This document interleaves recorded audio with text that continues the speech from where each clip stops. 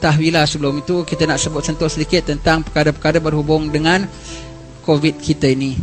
Ini jangan kita sangka ini wabak-wabak biasa nanti dia akan berlalu. Tidak. Yang Nabi mengatakan kita akan menghadapi fitnah semakin gelap dan segelap seperti gelapnya malam dah masuk dah. Jangan kita sangka ini wabak-wabak biasa. Seboleh-boleh kita nak fight dan kemudian nanti dia akan reda kembali sebagainya. No.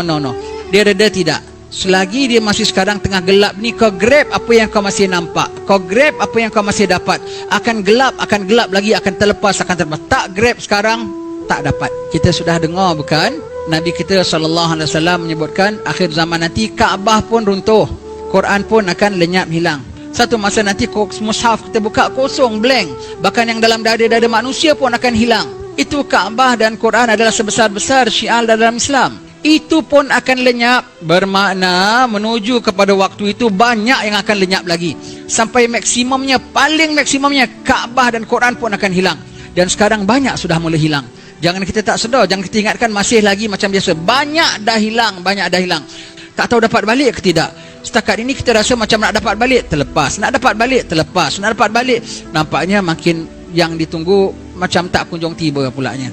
Barang terlebih awal saya suka tekankan dia, bukan cakap kami ni kami anti SOP ke apa. Bahkan kita sokong kena patuh SOP, kena ikut undang-undang, kena ikut peraturan. Cuma kita nak mengenang apa yang kita terlepas, apa yang dah luput daripada kita. Yang kita harap kepada Allah Ta'ala supaya walaupun ibadat kita dalam suasana begini tak macam dulu lagi. Hanya 9 bulan tau ibadat kita dah tak macam dulu lagi. Luput apa kita luput? Fadilat saf rapat. Sehingga Nabi mengatakan kalau saf rapat itu syaitan tak boleh mencelah. Berapa bulan syaitan bebas masuk antara kita. Maka banyak perpecahan antara umat akan kita lihat. Banyak dia anti dia Lihat sekarang, satu jiran ada bikin acara sembunyi-sembunyi, curi-curi, jiran komplainkan. Semua hati dah tak bersatu lagi. Fadilat saf rapat tak ada. Fadilat amin bersama dengan imam. Siapa amin serentak dengan aminnya imam, itulah aminnya malaikat kabul. Dan hanya berapa orang saja boleh mengaminkan sembahyang? 3-4 orang, yang setengah tempat 12 orang, yang setengah tempat Jumaat pun hanya 40 orang, yang ada hanya setakat 120 orang. Tak macam dulu. Gema amin itu, yang lain itu tidak dapat nak aminkan. Apa lagi luput? Luput fadilat jabat tangan. Seram, kita nak jabat tangan orang, kita seram. Sedangkan jabat tangan itu, kita jabat tangan kita, jabat dosa gugur.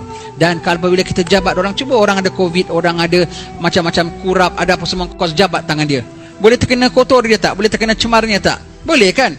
Kalau orang baik, orang suci, orang bersih, dia berpindah juga kepada engkau keberkahannya, berpindah juga keistimewaan dan kemuliaannya. Dan setiap orang dah jabat berapa ribu manusia, dan daripada berapa ribu manusia yang dia dah jabat tu, berapa ratus orang saleh, dan mungkin berapa puluh wali dia pernah jabat. Lepas kita berapa bulan ini kurang sekali jabat tangan kita. Allah, apa lagi luput fadilat? Senyum. Kau senyum macam mana manis sekalipun orang tak nampak tutup muka. Sedangkan senyum tu sedekah. Dahlah pahala sedekah 10 sen 20 sen kita susah nak buat. Pahala sedekah daripada senyuman pun dah tak dapat lagi. Allah. Di sinilah kita diuji oleh Allah Subhanahu Wa Taala. COVID ini dites. Kau positif, negatif, positif. Swab test, blood test, macam-macam test. No, not only that. Datang bersama dia tawakal test, redha test, sabar test, endurance test pada Allah Subhanahu Wa Taala. Banyak orang kena COVID, tawakalnya hilang terus, panik tak tentu arah. Kena COVID saja tak reda, bising sana bising sini, nyalakan itu nyalakan ini. Allah, di mana tawakalmu? COVID ni seram tau. Kan kita bilang Cina takut mati. Cina takut mati pun berani buka kedai pasal nak akan untung. Cina rugi, rasa rugi tak dapat untung duit. Melayu tak buka ibadat, tak buka kuliah, tak buka apa, tak rasa rugi kurang pahala, tak rasa rugi kurang fadilat, tak rasa rugi hilang ilmu, tak rasa rugi hilang barakahnya.